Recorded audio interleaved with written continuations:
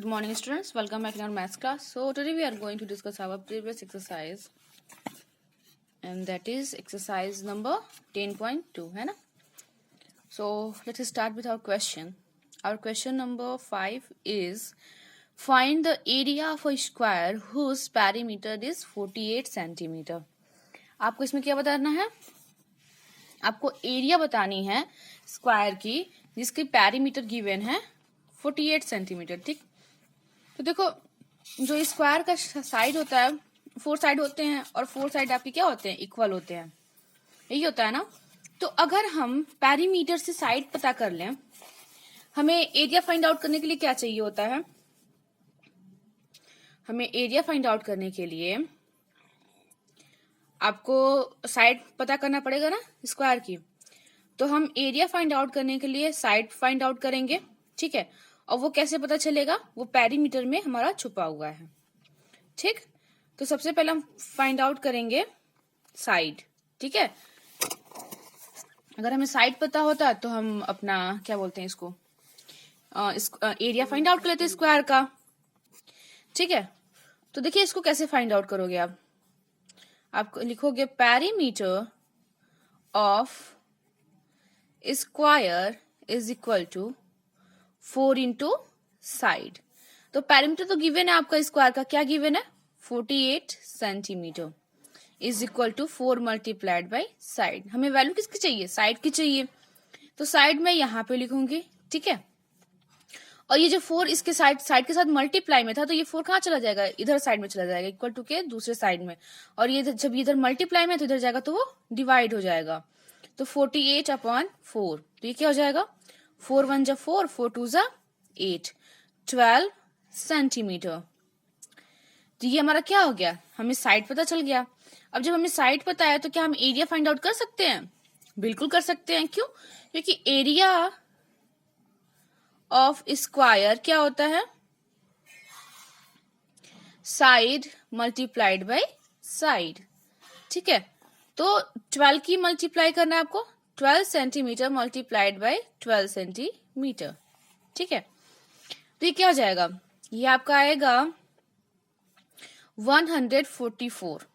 Multiply करेंगे 12 की multiply 12 में. ठीक, और सिर्फ हम यहाँ पे सेंटीमीटर नहीं लिखते हैं. क्यों, क्योंकि देखो यहाँ पे सेंटीमीटर भी 2 टाइम क्या हो रहा है, मल्टीप्लाई हो रहा है ना. यहाँ पे क्या हो रहा है, मल्टीप्लाई हो रहा है. तो जब ये मल्टीप्लाई होता है तो या तो लिखते हैं कि सेंटीमीटर स्क्वायर, या फिर आप इसको लिख सकते हो और 144 स्क्वायर सेंटीमीटर. ठीक है, जब एरिया होता है ना तो जो हमारी यूनिट होती है वो डबल हो जाती है. ठीक है, तो उसको लिखते हैं सेंटीमीटर स्क्वायर. ठीक, या स्क्वायर सेंटीमीटर आप लिख सकते हो. तो यही हमारा क्या हो जाएगा, आंसर हो जाएगा 5th के लिए. इसके बाद क्या कह रहा है,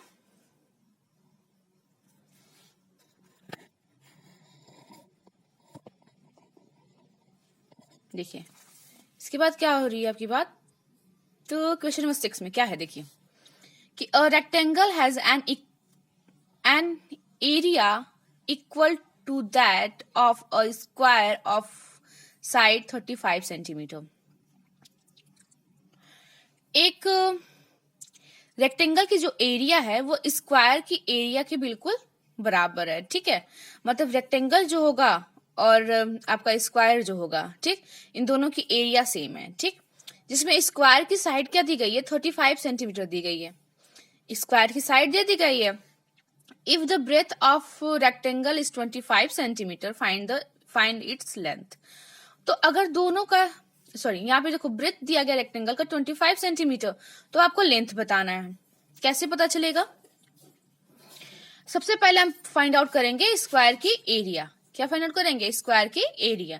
जो स्क्वायर की एरिया होगी ना वही क्या हो जाएगी, रेक्टेंगल की भी एरिया हो जाएगी. ठीक, तो आप जैसे स्क्वायर मैंने अभी निकाला था ना, एरिया ऑफ स्क्वायर.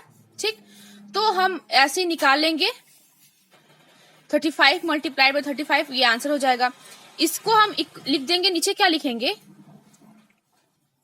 उसके बाद आप लिखेंगे क्या यहाँ पे कि area of square is equal to area of rectangle. Condition ये दिया गया है. सबसे पहले आप क्या करोगे, आप निकालोगे, क्वेश्चन नंबर 6 है ना, एरिया ऑफ स्क्वायर, स्क्वायर की एरिया फाइंड आउट करोगे, ठीक है। तो जो भी वैल्यू होगी आप उसको फाइंड आउट करोगे, ठीक। मतलब साइड मल्टीप्लाइड बाय साइड, उसके बाद आप 35 मल्टीप्लाइड बाय 35 कर दीजिएगा, जो एरिया आएगा उसको यहाँ पे दिखा दीजिएगा, ठीक है। इसके बाद नीचे आप लिखोगे क्या कि area of square is equal to area of rectangle. Rectangle की जो एरिया है वो स्क्वायर की एरिया की बिल्कुल बराबर है, ठीक है, ठीक। इसके बाद आप क्या करिए, जो ये एरिया यहाँ पे आई थी ना, उस एरिया आप यहाँ पे लिखिएगा, तब लिखिएगा area of rectangle is equal to length multiplied by breadth, ठीक है। एक सेकेंड, ये मिस्टेक हो गया मेरे से, ठीक। अब एरिया ऑफ रेक्टेंगल की जगह पे आप इसको पुट करिएगा, जो आपका यह आंसर आया था, ठीक। मल्टीप्लाई करिए, इक्वल टू का साइन दीजिएगा, लेंथ हमें फाइंड आउट करना है तो उसको एल ही लिखिएगा। अब ब्रेथ की भी वैल्यू दी गई है, तो क्या करेगा, एरिया जो आया रहेगा ना उसको आप ब्रेथ से डिवाइड कर देंगे, हमें आंसर मिल जाएगा। ये क्वेश्चन आप लोग पिछले अभी इसमें पढ़े, क्वेश्चन नंबर 4 में भी आप लोग ये चीज पढ़े हो, ठीक है, तो उससे कर लीजिएगा, आई होप आप कर लोगे। क्वेश्चन नंबर 7 क्या कह रहा है कि the length of a rectangle is 80 metre. किसी रेक्टेंगल का जो लेंथ है वो 80 मीटर है, ठीक। And breadth is 3/4 of its length, और उसका जो ब्रेथ है ना वो 3/4 है उसके लेंथ के। तो आपको एरिया ऑफ रेक्टेंगल बताना है, ठीक। मैं ब्रेथ की वैल्यू आपको बता दे रही हूं, ठीक। एरिया आप फाइंड आउट करोगे तो देखो लेंथ कितना दिया गया है, 80 मीटर। ब्रेथ जो हमारा है, ब्रेथ जो हमारा है वो 3 कितना है, 3/4 है ना। ये 3/4 है किसका, लेंथ का, ठीक। तो 3/4 मल्टीप्लाइड लेंथ की वैल्यू क्या हो जाएगी, 80 मीटर। 20 टाइम में डिवाइड हो गया, 3 मल्टीप्लाइड बाई 20 मीटर, देन ये क्या हो जाएगा, 60 मीटर, ठीक है। तो ये लेंथ हो गया और ये वैल्यू क्या हो गई, ब्रेथ हो गई, ठीक।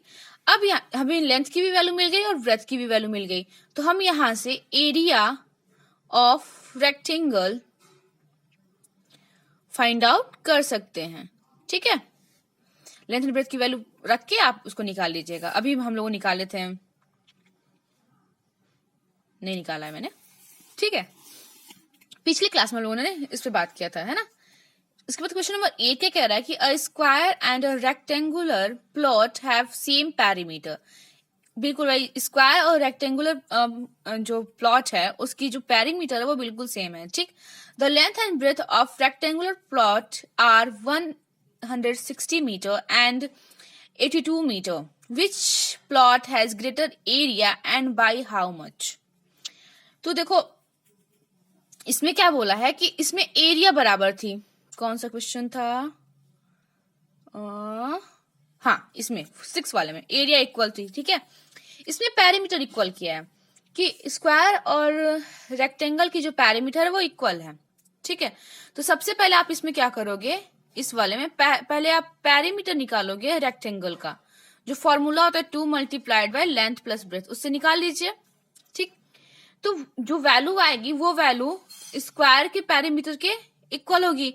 तो स्क्वायर के पैरामीटर से आप लोगों ने यहाँ पे साइड फाइंड आउट किया था, है ना। तो अब साइड जब मिल जाएगा तो आप साइड से एरिया इसका भी निकाल लीजिए, और इसकी इस रेक्टेंगल की जब एरिया फाइंड आउट करनी है तो वो ऑलरेडी लेंथ एंड ब्रेथ की वैल्यू दी गई है, तो इसको मल्टीप्लाई दोनों की एरिया निकाल लीजिए। जब एरिया मिल जाएगा तो आप ये देखिए कि कौन सा बड़ा है, ठीक। करेंगे स्टेप क्या क्या करना है वो आप देखिए। सबसे पहले आप निकालोगे पेरीमीटर ऑफ रेक्टेंगल, ठीक है। तो जब वो मिल जाएगा ना तो वो इक्वल होगा पेरीमीटर ऑफ स्क्वायर के। तो स्क्वायर का जब इक्वल होगा तो साइड आप फाइंड आउट करिएगा, साइड ऑफ स्क्वायर, ठीक है। इसके बाद आप क्या निकालेंगे, एरिया ऑफ स्क्वायर, ठीक। इसके बाद आप लिखोगे एरिया ऑफ रेक्टेंगल, ठीक है। और उसके बाद कंपेयर करिएगा दोनों में कौन सा बड़ा है, आप बता दीजिएगा कि स्क्वायर की एरिया बड़ी थी या रेक्टेंगल की। ठीक है, करिएगा इसको। 9th में क्या करना है कि what is the cost of tiling a rectangular plot of land 500 metre long and 200 metre wide at the rate of ₹8 per 100 square metre. ठीक है, आपको ये बताना क्या है इसमें कि कितनी कॉस्ट लगेगी एक रेक्टेंगुलर प्लॉट के लिए टाइलिंग में। ठीक है, जिसमें पर 100 स्क्वायर मीटर जो कॉस्ट है, मतलब 100 स्क्वायर मीटर जो कॉस्ट है वो ₹8 है। ठीक, तो सबसे पहले आप एरिया फाइंड आउट करिए। ठीक है, जो आएगा उसमें आप एज की मल्टीप्लाई कर दीजिए, हमें आंसर मिल जाएगा। पर 100 पे ये बोला है, इस चीज को ध्यान दीजिएगा, पर 100 पे दिया है। ठीक है, निकालिएगा, मतलब 100 पे इतना है तो जो आएगा उतने 100 पे कितना होगा। ठीक, तो मल्टीप्लाई करके आप आंसर निकाल सकते हो। ठीक है, 10th क्या कह रहा है कि अब blackboard is 2 metre 25 centimetre long. एक ब्लैक बोर्ड है जो 2 मीटर 25 सेंटीमीटर लॉन्ग है। ठीक है, and 1 metre 15 centimetre broad and 1 metre and 15 centimetre चौड़ा है। ठीक, find the cost of painting the blackboard at the rate of 25 paise पर स्क्वायर सेंटीमीटर। इसमें भी आपको कॉस्ट बतानी है। ठीक है, तो इसके लिए बता रही हूं मैं, कोई क्वेश्चन ऐसा होता जो बिल्कुल सेम होता। वैसे कुछ इसमें करना नहीं है, आप इसको लेंथ को किसी एक यूनिट में कन्वर्ट कर लीजिए, ब्रेथ को किसी एक यूनिट में कन्वर्ट कर लीजिए। ठीक, मतलब इसका क्या हो जाएगा, अगर किसी एक यूनिट में कन्वर्ट करेंगे तो ये हो जाएगा 2.25 मीटर और ये हो जाएगा 1.15 मीटर। ठीक है, इस दोनों कन्वर्ट हो गए। इनकी एरिया फाइंड आउट कर लीजिए। एरिया जो आएगा उसमें आप क्या करिए ना, ये 25 पैसे है ना, आप इसमें इसकी मल्टीप्लाई कर दीजिए, इसको रुपीस में कन्वर्ट करके उसको मल्टीप्लाई कर दीजिए, आंसर हो जाएगा। ठीक है, करिएगा, नहीं आएगा मैं बताऊंगी।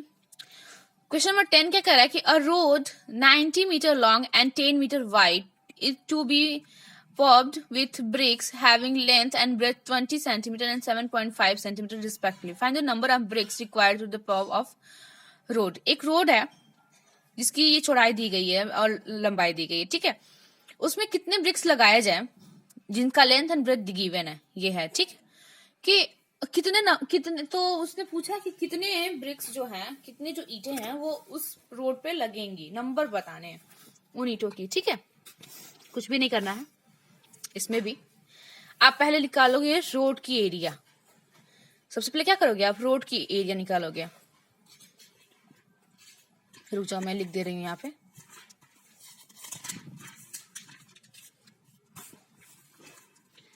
फर्स्ट ऑफ ऑल क्या करोगे आप, कौन सा क्वेश्चन है, क्वेश्चन नंबर 11 है ना, एरिया ऑफ रोड, रोड की एरिया फाइंड आउट करोगे। ठीक, इसके बाद एरिया ऑफ ब्रिक्स निकाल लीजिएगा।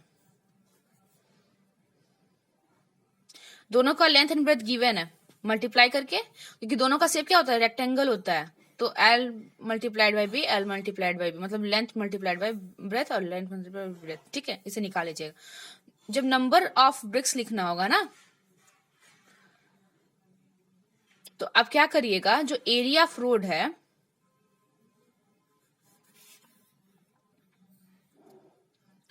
इसको, इससे आप क्या करेगा, एरिया ऑफ ब्रिक्स को डिवाइड कर दीजिएगा, हमें नंबर ऑफ ब्रिक्स मिल जाएंगे। ठीक है, तो क्वेश्चन नंबर 11 ये था, करिएगा।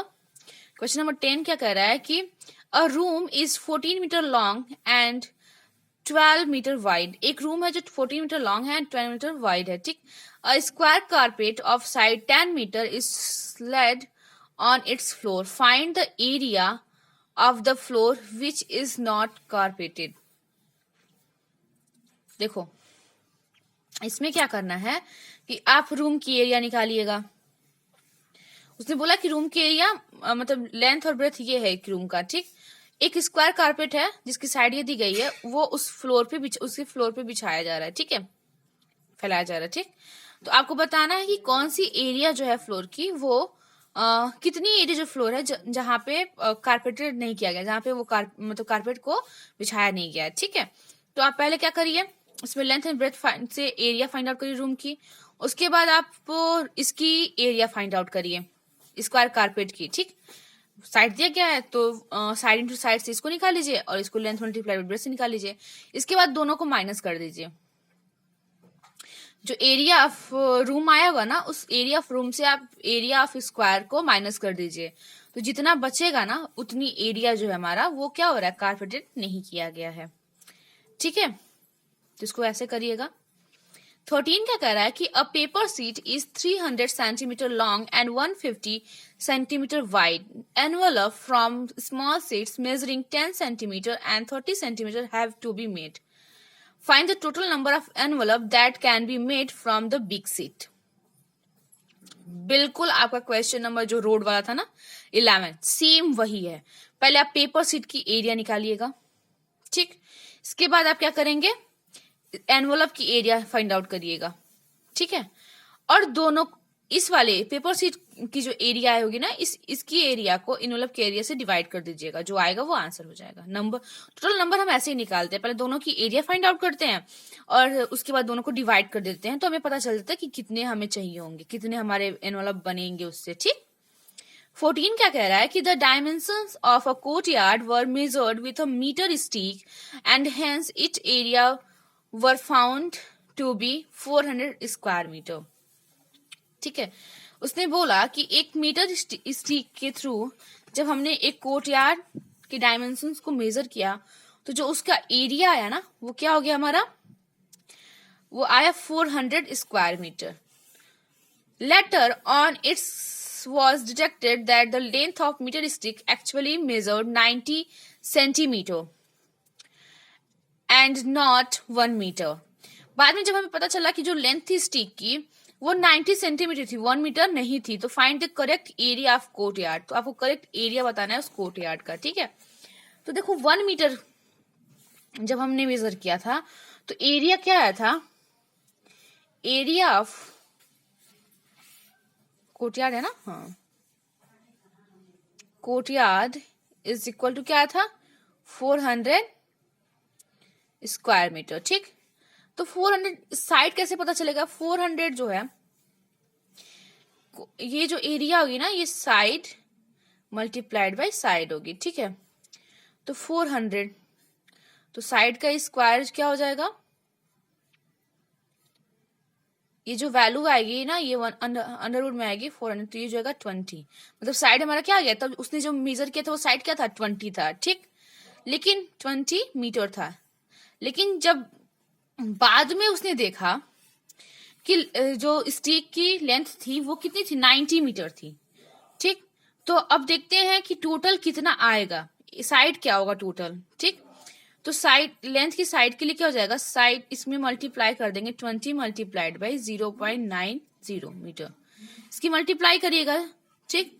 इसके बाद आप क्या करिएगा, एरिया फाइंड आउट कर लीजिएगा, जो ये आंसर आएगा ना उसको साइड मल्टीप्लाइड बाई साइड करके इसकी मल्टीप्लाई करने में जो आंसर आएगा उनको 2 टाइम मल्टीप्लाई कर दीजिएगा, आपका आंसर मिल जाएगा, ठीक। ये क्यों कर रहे थे, क्योंकि देखो ये तो साइड थी उस कोर्टयार्ड की पूरी और स्टिक की लंबाई ये थी, तो स्टिक कितना मेजर किया होगा, स्टिक के लिए साइड एक्चुअल कितनी होगी, इतनी होगी ना, 20 से इसकी मल्टीप्लाई कर देंगे, ठीक। उतनी इसके लिए एक साइड होगी, 1 साइड की वैल्यू जो होगी, तो साइड इंटू साइड कर देंगे तो हमें टोटल की एरिया मिल जाएगा, ठीक है।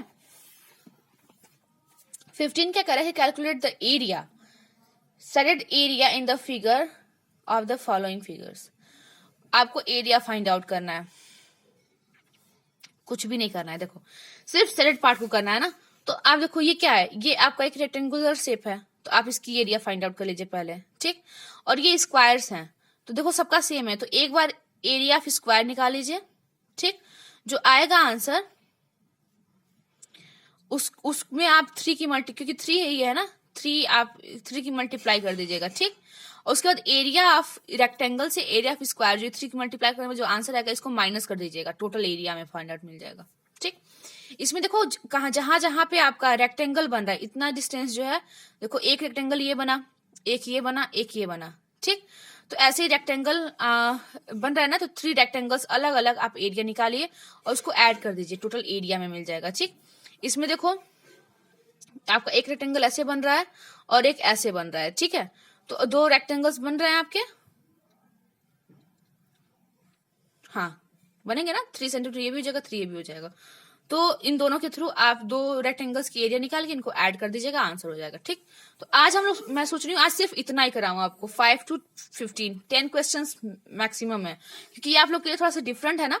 तो नेक्स्ट क्लास में हम बाकी क्वेश्चंस को करेंगे, ठीक है। Okay, thank you.